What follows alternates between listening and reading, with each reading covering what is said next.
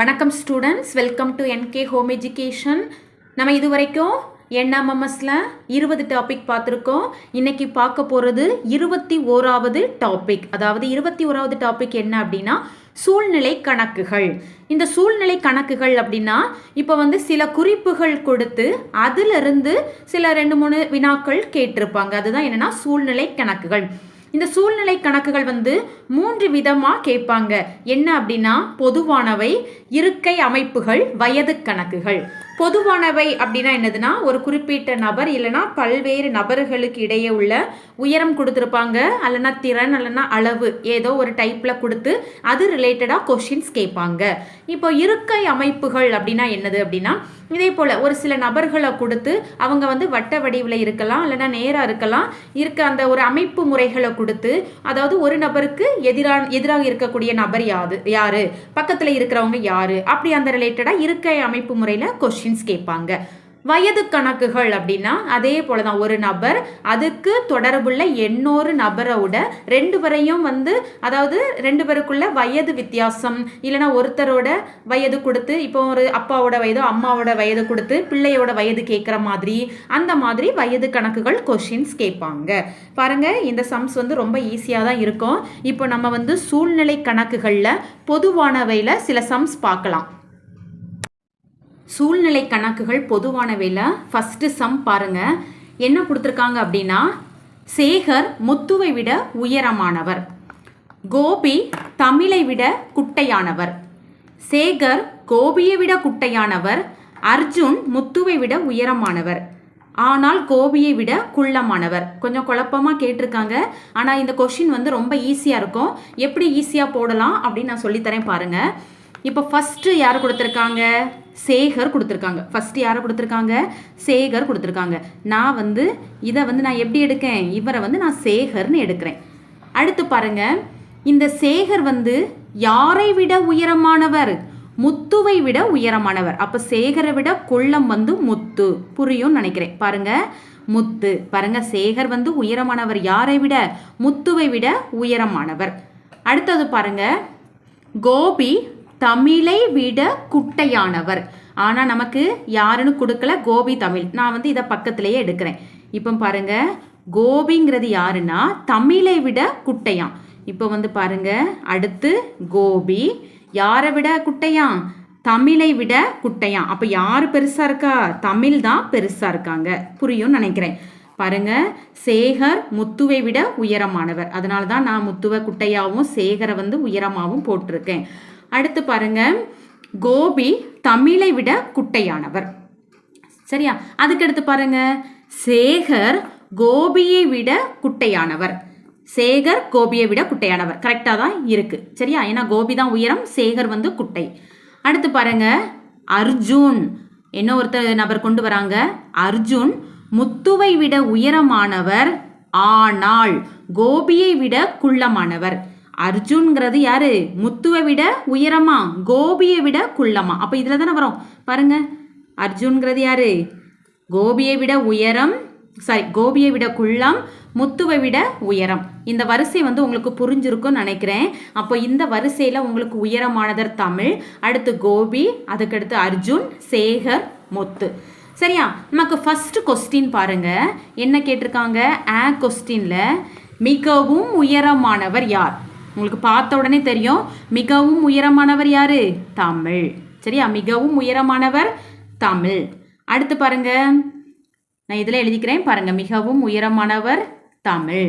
அடுத்து பாருங்க, மிகவும் குள்ளமானவர். மிகவும் குள்ளமானவர் யாரு? உங்களுக்கு என்னது? முத்து. மிகவும் குள்ளமானவர் யாரு? முத்து. தேர்ட் கொஸ்டின் பாருங்க, சேகரை விட உயரமானவர். அப்ப இங்க சேகரை விட உயரமானது யாரு?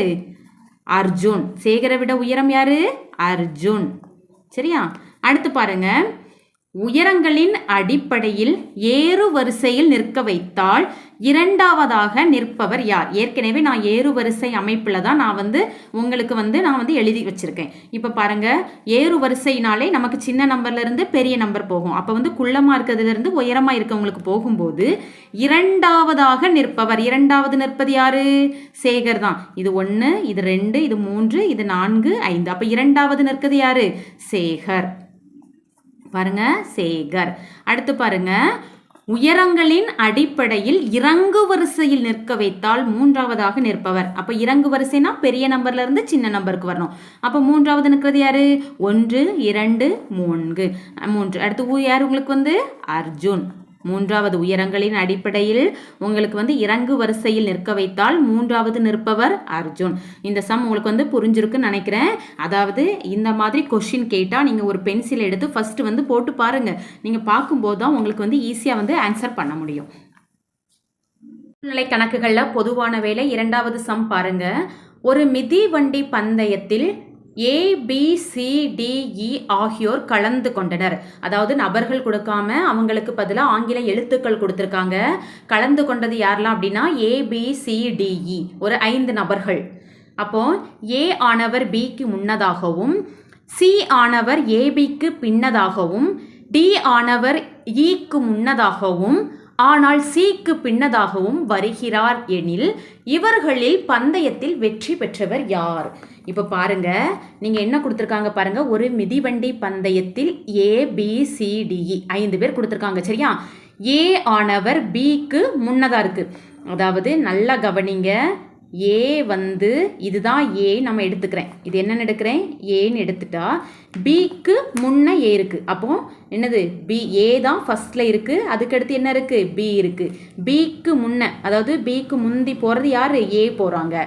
அடுத்து C ஆனவர் ABக்கு பின்னதான் வராரு. ஏன்னா Bக்கு அடுத்து தான் யார் வரா? C வராங்க. நல்லா கவனிச்சுக்கோங்க. ABக்கு பின்னதான் யார் வரா? C வரா. அடுத்து பாருங்க, D ஆனவர் Eக்கு முன்னதாகவும், அதாவது E இங்க இருக்குனாக்கி Eக்கு முன்ன யார் இருக்கா? D இருக்கா. பார்த்தீங்களா? உங்களுக்கு புரியும் நினைக்கிறேன். அடுத்து Cக்கு பின்னதாகவும் D இருக்காங்க. நல்லா கவனிங்க. A ஆனவர் Bக்கு முன்ன இருக்காங்க. C ஆனவர் ABக்கு பின்ன. அப்போ யார் முன்ன வரா? A தான் ஃபர்ஸ்ட் போயிட்டு இருக்காங்க. அடுத்து D ஆனவர் Eக்கு முன்னதாகவும் Cக்கு பின்னதாகவும் வருகிறார் எனில் இவர்களில் வெற்றி பெற்றவர் யாரு? A தான் ஃபர்ஸ்ட்ல போயிட்டு இருக்காங்க. அப்போ இதோட சரியான ஆன்சர் என்னது? A தான் சரியான விடை.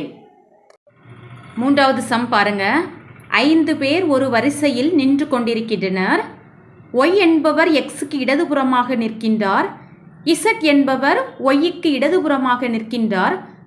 W என்பவர் Bக்கு வலதுபுறமாக நிற்கின்றார்.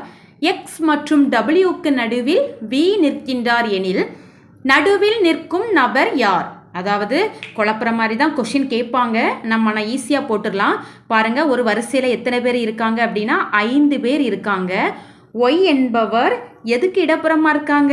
இப்போ நான் ஃபஸ்ட்டு ஒய்யை தான் குறிச்சிருக்கிறதுனால நான் Y போடுறேன். Y யாருக்கு இடதுபுறமாக இருக்காங்க அப்படின்னா Xக்கு இடதுபுறம். இந்த சைடு இருக்கிறது இடதுபுறம். நம்மளோட இடது பக்கம் இது, வலது பக்கம் இங்கே. சரியா? இப்போ Xக்கு இடது பக்கம் Y நிற்கின்றார். இது முடிஞ்சு. அடுத்து பாருங்க, Z என்பவர் Yக்கு இடதுபுறம். Z என்பவர் Yயோட இடதுபுறம்னா நம்மளோட இடப்பக்கம். Z என்பவர் Yயோட இடது பக்கம் உள்ளார். சரியா? அடுத்து பாருங்க, W என்பவர் Vக்கு வலதுபுறமாக நிற்கிறார். அப்போ நமக்கு WV எங்கே வரும்னு கொஞ்சம் குழப்பமாக இருக்கும். அதனால நெக்ஸ்ட் லைன் பார்க்கலாம். அடுத்து பாருங்க, X மற்றும் Wக்கு நடுவில் V நிற்கிறார். அப்போ X இங்கே இருக்கு. Vக்கு W என்பவர் Vக்கு வலதுபுறம். இப்போ அதுக்கடுத்து என்ன கொடுத்துருக்காங்க அப்படின்னா Xக்கும் Wக்கும் நடுவில் V. பார்த்தீங்களா? Vக்கு வலதுபுறம் W. நமக்கு என்ன கொஷின் கேட்டிருக்காங்க எனில் நடுவில் நிற்கும் நபர். நடுவில் நிற்கும் நபர் யாரு? X தான் நமக்கு நடுவில் நிற்கிறாங்க. அப்போ இதோட சரியான விடை X. பாருங்க, அடுத்த சம் பாருங்க. சூழ்நிலை கணக்குகள் பொதுவான வேலை. இந்த பேட்டர்ன்லையும் கேட்கறதுக்கு வாய்ப்பு இருக்கு. ஃபர்ஸ்ட் பாருங்க, ABCDE என்ற 5 ஆசிரியர்கள் பின்வருமாறு பாடங்களை கற்பிக்கின்றனர். அதாவது 5 ஆசிரியர்களை கொடுத்து அவங்கள ஆங்கில எழுத்தால நமக்கு குறிப்பிட்டிருக்காங்க. அவங்க என்னென்ன பாடங்கள் எடுக்கிறாங்கன்னு கேட்டு அது ரிலேட்டடாக 6 to 10 அதாவது ஒரு 5 சம் கேட்டிருக்காங்க. இப்போ நீங்கள் என்ன பண்ணணும் அப்படின்னா நீங்கள் இதை பார்த்துட்டே நீங்கள் ஆன்சர் பண்ணுறது உங்களுக்கு ரொம்ப கஷ்டமாகவே இருக்கும். நீங்கள் ஃபஸ்ட்டு எந்தெந்த டீச்சர்ஸ் எந்தெந்த பாடம் எடுக்கிறாங்க நீங்கள் எழுதி வச்சிட்டிங்கன்னா உங்களுக்கு வந்து இந்த சம் போடுறதுக்கு ரொம்ப ஈஸியாக இருக்கும். பாருங்கள், நான் எப்படி எழுதுறேன்னு மட்டும் பாருங்கள். ஃபஸ்ட்டு மொத்தம் நமக்கு எத்தனை ஆசிரியர்கள் இருக்காங்கன்னா 5 ஆசிரியர்கள். சரியா? அப்போ நான் வந்து என்ன போடுறேன் அப்படின்னா ABCDE. சரியா? 5 ஆசிரியர்கள் நான் தனித்தனியாக எழுதி வைக்கிறேன். ஏன்னு பார்த்துக்கங்க. ஃபஸ்ட்டு பாருங்கள், ஏபி ஆகியோர், அதாவது ஏ ஆசிரியர், ஏ மற்றும் பி இந்த 2 ஆசிரியர்களும் என்னென்ன பாடங்கள் எடுக்கிறாங்க அப்படின்னா இயற்பியல், வேதியியல், கணிதம். சரியா? நான் வந்து இயற்பியல்ங்கிறத ஈன்னு எழுதுறேன். சரியா? இயற்பியல், வேதியியல், அடுத்து கணிதம். யாரெல்லாம்? ஏ மற்றும் பி, இயற்பியல், வேதியியல், கணிதம். சரியா? அடுத்து பாருங்க, பி மற்றும் சி என்ன எடுக்கிறாங்க? தமிழ், கணிதம், ஆங்கிலம். பாருங்க, தமிழ், கணிதம், ஆங்கிலம். இங்கே வந்து இயற்பியல், வேதியியல், கணிதம் இருக்குது. ஆனால் எந்த சப்ஜெக்ட் இல்லை? தமிழும் ஆங்கிலமும் இல்லை. ஏன்னா பிசி 2 சேர்ந்து எடுக்கிறாங்க இல்லையா? அதனால் நான் எழுதுகிறேன். அடுத்து பாருங்க, டி மற்றும் ஏ ஆங்கிலம், இயற்பியல், வேதியியல். ஏற்கனவே நான் எழுதியிருக்கேன். என்ன எழுதியிருக்கேன்னா இயற்பியல், வேதியியல், கணிதம். ஆனால் என்ன சப்ஜெக்ட் அவங்க எடுக்கிறாங்களாம்? ஆங்கிலமும் எடுக்கிறாங்க. அப்போ ஆங்கிலம். அப்போ டி என்ன பாடம்லாம் எடுக்கிறாங்க? ஆங்கிலம், இயற்பியல், வேதியியல். சரியா? அடுத்து பாருங்க, இ மற்றும் டி. இ மற்றும் டி என்னெல்லாம் எடுக்கிறாங்க அப்படின்னா இயற்பியல், தமிழ், ஆங்கிலம். அப்போ டி மற்றும் 2 கொடுத்துருக்காங்களா? நம்ம இப்போ இதில் என்னதெல்லாம் எழுதலை? இயற்பியல், தமிழ், ஆங்கிலம். சரியா? நான் இப்போ இங்கே என்ன சப்ஜெக்ட் மட்டும் இல்லை? தமிழ் மட்டும் இல்லை. ஏற்கனவே ஆங்கிலமும் இயற்பியலும் அங்கே இருக்குது. சரியா? நம்ம இதை எழுதிட்டாலே இனி வரக்கூடிய கொஸ்டின்ஸ்க்கு நம்ம ஈஸியாக ஆன்சர் பண்ணிக்கலாம். பாருங்க, எந்த பாடம் அனைத்து ஆசிரியர்களாலும் எடுக்கப்படுகிறது? என்ன கொஸ்டின் கேட்டிருக்காங்க பாருங்க. ஒரே ஒரு பாடத்தை மட்டும் எல்லா ஆசிரியர்களையும் எடுத்திருக்காங்க. அப்போ எந்தெந்த பாடம் மட்டும் எல்லா ஆசிரியர்களையும் இருக்குன்னு பார்க்கலாம். இங்கே பாருங்க, ஆங்கிலம். ஆங்கிலம்ங்கிறது எல்லா ஆசிரியர்களுமே எடுக்கிறாங்க. பார்த்தீங்களா? பார்க்கும்போதே உங்களுக்கு தெரியும் ஆங்கிலம்ங்கிறது எல்லா ஆசிரியர்களும் எடுக்கிறாங்க. அப்போ நமக்கு வந்து ஆங்கிலம், இந்த எந்த பாடம் அனைத்து ஆசிரியர்களாலும் எடுக்கப்படுகிறது? ஆங்கிலம் தான் சரியான விடை. கொஸ்டின் பாருங்க, எந்த ஆசிரியர் அனைத்து பாடங்களையும் கற்பிக்கின்றார்? பாருங்க, 5 சப்ஜெக்டும் இருக்கக்கூடியது ஒரே ஒரு டீச்சர் தான், அது பி தான். அப்போ வந்து அனைத்து பாடங்களையும் கற்பிக்கக்கூடியது யாரு? பிங்கிற ஆசிரியர். அடுத்து பாருங்க, எந்த பாடம் டி என்பவரால் கற்பிக்கப்படவில்லை? இங்க பாருங்க, ஆங்கிலம் இருக்கு, இயற்பியல் இருக்கு, வேதியியல் இருக்கு, தமிழ் இருக்கு. எது இல்லை? கணிதம் இல்லை. அப்போ வந்து எந்த பாடம் டி என்பவரால் கற்பிக்கப்படவில்லை? கணிதம். அடுத்து பாருங்க, எந்த பாடம் ஏ என்பவரால் கற்பிக்கப்படவில்லை? ஏ பாருங்க, இயற்பியல் இருக்கு, வேதியியல் இருக்கு, கணிதம் இருக்கு, ஆங்கிலம் இருக்கு. எந்த பாடம் இல்லை? தமிழ் நமக்கு இல்லை. அப்போ வந்து ஏ என்பவரால் கற்பிக்கப்படாத பாடம் தமிழ். அடுத்து பாருங்க, இ மற்றும் சி ஆகிய இருவரால் இணைந்து கற்பிக்கப்படும் பாடம் எது? ஈயும் சியும் 2 பேரும் சேர்ந்து ஒரே பாடத்தை கற்பிக்கிறாங்கன்னா பாருங்க, இங்கேயும் தமிழ் இருக்கு, இங்கேயும் தமிழ் இருக்கு, இங்கேயும் ஆங்கிலம் இருக்கு, இங்கேயும் ஆங்கிலம் இருக்கு. அப்போ தமிழ் மற்றும் ஆங்கிலம். சூழ்நிலை கணக்குகளில் இருக்கை அமைப்பு முறையை பார்க்கலாம். பாருங்க, ABCDEF ஆகியோர் வட்ட வடிவில் அமைந்துள்ளனர். அதாவது ஒரு 6 நபர்கள் வட்ட வடிவில் அமைந்துள்ளனர். பி ஆனவர் எஃப் மற்றும் சிக்கு இடையிலும், ஏ ஆனவர் இ மற்றும் டிக்கு இடையிலும், எஃப் ஆனவர் டிக்கு இடப்பக்கத்திலும் அமர்ந்துள்ளார் எனில், அதிலிருந்து கொஸ்டின் கேட்டிருக்காங்க. ஃபர்ஸ்ட் நீங்கள் என்னன்னா எப்படி அமர்ந்திருக்காங்கன்னு நீங்கள் வந்து ஒரு வட்ட வடிவம் போட்டு அதில் ஒரு அமைப்பு முறைகள் போட்டிங்க அப்படின்னா இந்த கொஸ்டின் வந்து உங்களுக்கு ஆன்சர் பண்ணுறதுக்கு ரொம்ப ஈஸியாக இருக்கும். ஃபஸ்ட்டு பாருங்கள், இவங்க எல்லாம் என்ன பேட்டர்னில் அமர்ந்திருக்காங்க அப்படின்னா வட்ட வடிவில் அமர்ந்திருக்காங்க.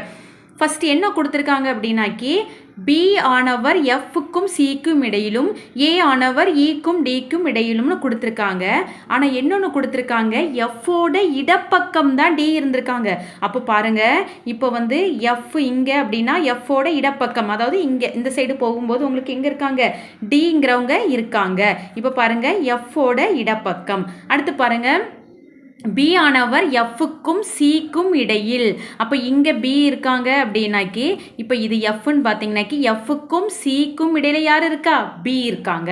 அடுத்து பாருங்க, ஏ ஆனவர் ஈக்கும் டிக்கும் இடையில். அப்போ டி நம்ம ஏற்கனவே போட்டாச்சு.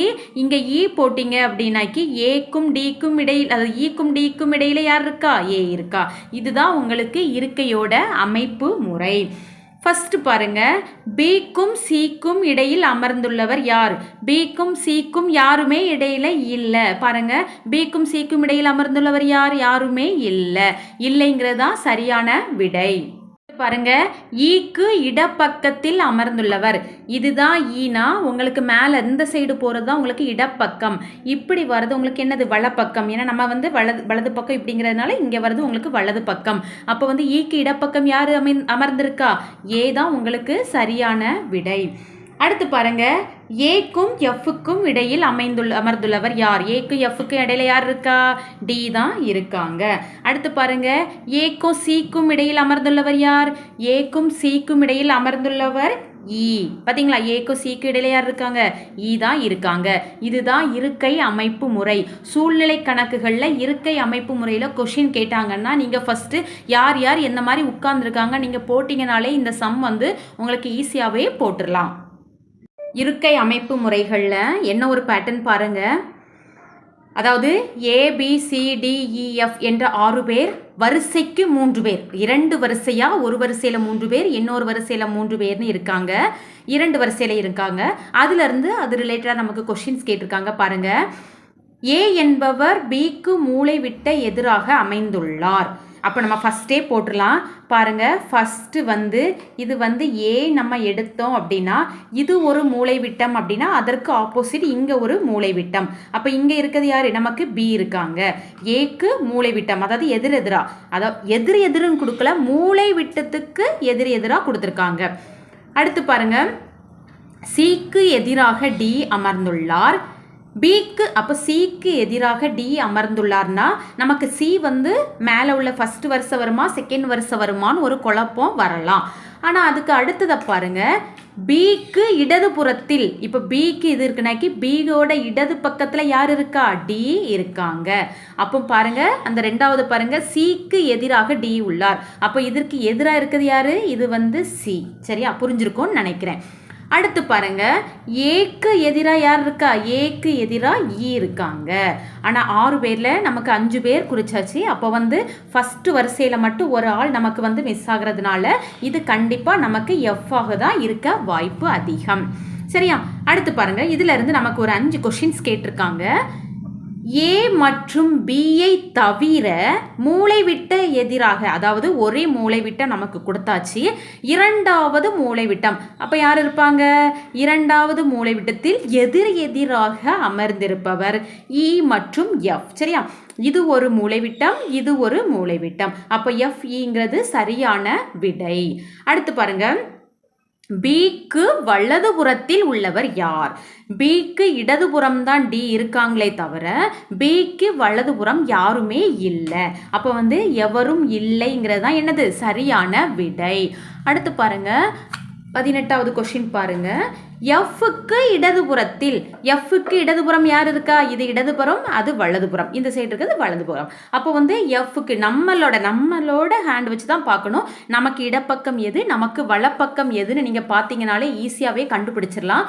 பாருங்க, அதாவது என்ன கொஸ்டின் கேட்டிருக்காங்க? எஃப்க்கு இடதுபுறம் யார் இருக்கா? சி இருக்காங்க. அப்போ சி தான் நமக்கு சரியான விடை. 2 வரிசைகளில் ஏதேனும் ஒரே வரிசையில் அமர்ந்துள்ளவர், அதாவது ஒரு வரிசையில் இருக்குது ஏசிஎஃப், இன்னொரு வரிசையில் இருக்குது இடிபி. ஏதேனும் ஒரே வரிசையில் இருக்கவங்கள நம்ம கண்டுபிடிக்கணும். பாருங்க, ஏடிஎஃப்ங்கிறது இல்லை, இங்கே ஆப்ஷனை வச்சு பாருங்க. 2 வரிசையில் ஏதேனும் ஒரே வரிசையில் அமர்ந்துள்ளவர் யார்? இங்கே பாருங்க, ஏடிஎஃப், ஏசிஎஃப் தான் இருக்குது தவிர ஏடிஎஃப்னு இல்லை. அடுத்து பாருங்க, எஃப்டிஇ கண்டிப்பாக இல்லை, இது ஒரே வரிசை கிடையாது. அடுத்து பாருங்க, இசிஎஃப்பும் கிடையாது. நெக்ஸ்ட் பாருங்க, நெக்ஸ்ட் ஆப்ஷன் ஏசிஎஃப், இந்த 3 பேருமே ஒரே வரிசை தானே. அப்போ நமக்கு இ தான் சரியான விடை. அடுத்து பாருங்க, பின்வருவனவற்றுள் யார் ஒரே வரிசையில் இருப்பவர்கள்? ஃபர்ஸ்ட் ஆப்ஷனே பாருங்க ஏ மற்றும் எஃப் தான் ஒரே வரிசையில் இருக்காங்க. அடுத்து பாருங்க இசி வந்து ஒரே வரிசை கிடையாது, சியும் டியும் ஒரே வரிசை கிடையாது, எஃப்பும் பியும் ஒரே வரிசை கிடையாது. இவங்கெல்லாம் எதிராக தான் அமர்ந்திருக்காங்க. ஒரே வரிசையில் இருக்கிறது ஏ மற்றும் எஃப் தான். சூழ்நிலை கணக்குகளில் வயது கணக்குகள் பாருங்கள். ஏற்கனவே நம்ம சப்ஜெக்டில் வயது கணக்குகள் வந்து நம்ம படிப்போம். அது ரிலேட்டடாக, அதாவது இயற்கணிதம் ரிலேட்டடாக தான் நமக்கு வயது கணக்குகள் கேட்பாங்க. பாருங்கள், இந்த ஃபார்மேட் உங்களுக்கு தெரிஞ்சாலே போதும். ஃபர்ஸ்ட் என்ன கொடுத்துருக்காங்க பாருங்க, ஏயின் வயது பியின் வயதில் 2 மடங்கு எனில் ஏயின் வயது, அதாவது பி வயதோட 2 மடங்கு தான் ஏ வயது. அப்போ பியின் வயதை நம்ம எக்ஸ்ன்னு எடுத்தால் ஏயின் வயதை 2ஆல் பெருக்கணும். அடுத்து பாருங்க, ஏயின் வயது பியின் வயதை விட 2 மடங்கு அதிகம் எனில் ஏயின் வயது, அதாவது ஃபர்ஸ்ட் கணக்கு கேட்டாங்க 2 மடங்குன்னு கேட்டாங்க. அடுத்து பாருங்க, பியின் வயதை விட 2 மடங்கு அதிகமா, பியின் வயது எக்ஸ்ன்னு எடுத்தா பியின் வயது பிளஸ் இன்னொரு 2 மடங்கு அதிகம்னா அதை 2ஆல் பெருக்கிட்டு என்ன பண்ணணும், கூட்டணும்.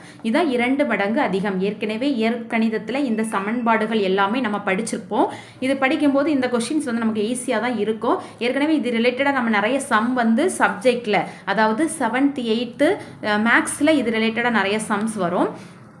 அடுத்து பாருங்க, ஏயின் வயது பியின் வயதை விட 2 ஆண்டுகள் மூத்தவர். அப்போ என்ன செய்யணும், பியின் வயதை விட ஏயின் வயதை விட என்ன செய்யணும், 2 வந்து கூட்டணும்.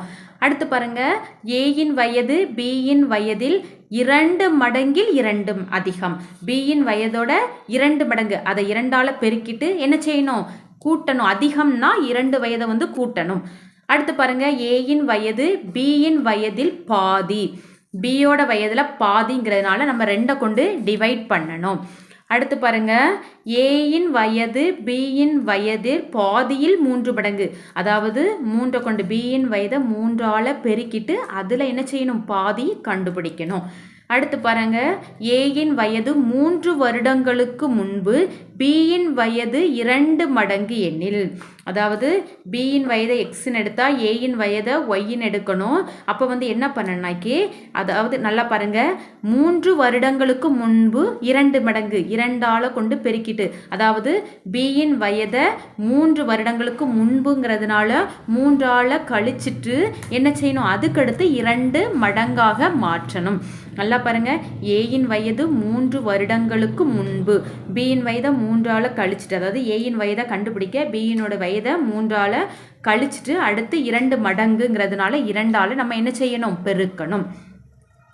ஏயின் வயது 2 வருடங்களுக்கு முன்பு பியின் வயதில் பாதி 2 வருடங்களுக்கு முன்பு, அப்போ வந்து 2 கொண்டு கழிச்சிட்டு பியின் வயதை அதுக்கப்புறம் அந்த கழிச்சு வர விடையிலிருந்து நம்ம என்ன செய்யணும், 2ஆல் வகுக்கணும். அப்படின்னா நமக்கு கண்டுபிடிச்சிடலாம். இதை பார்க்கும்போது உங்களுக்கு குழப்பமாக தான் இருக்கும். ஆனால் சம் செய்யும்போது நீங்கள் அதை வந்து ஒரு கொஷினை ஒரு வாட்டிக்கு 2 வாட்டி வாசிக்கும் போதே உங்க வந்து ஈஸியாக ஆன்சர் பண்ணிடலாம்.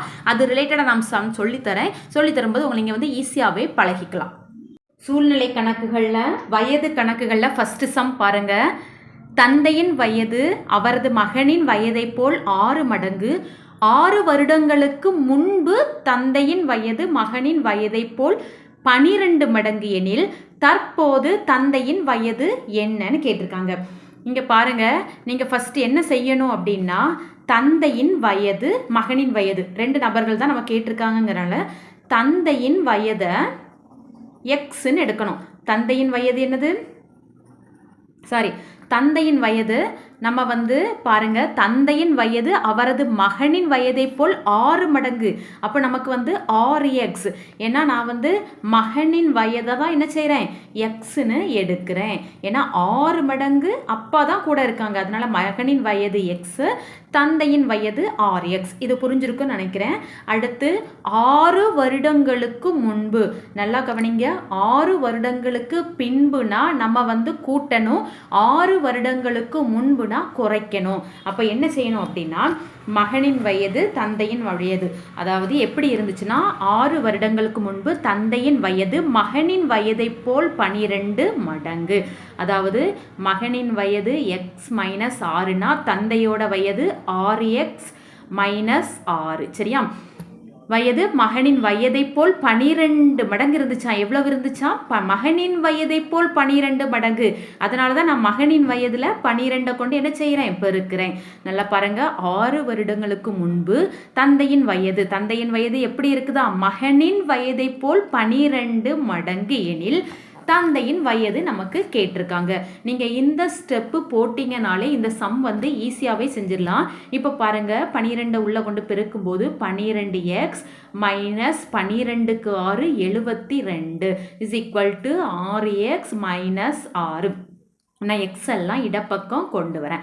அப்போ 12x இங்கே வந்து ப்ளஸ் 6xாக இருக்குது, இங்கே வரும்போது மைனஸ் 6xாக மாறும். உங்களுக்கு வந்து இடம் மாறும்போது குறிகள் மாறும். நீங்கள் ஏற்கனவே உங்களுக்கு தெரியும், சம்ஸ் மிகை எண்கள் குறை எண்களாக மாறும், குறை எண்கள் மிகை எண்களாக மாறும்.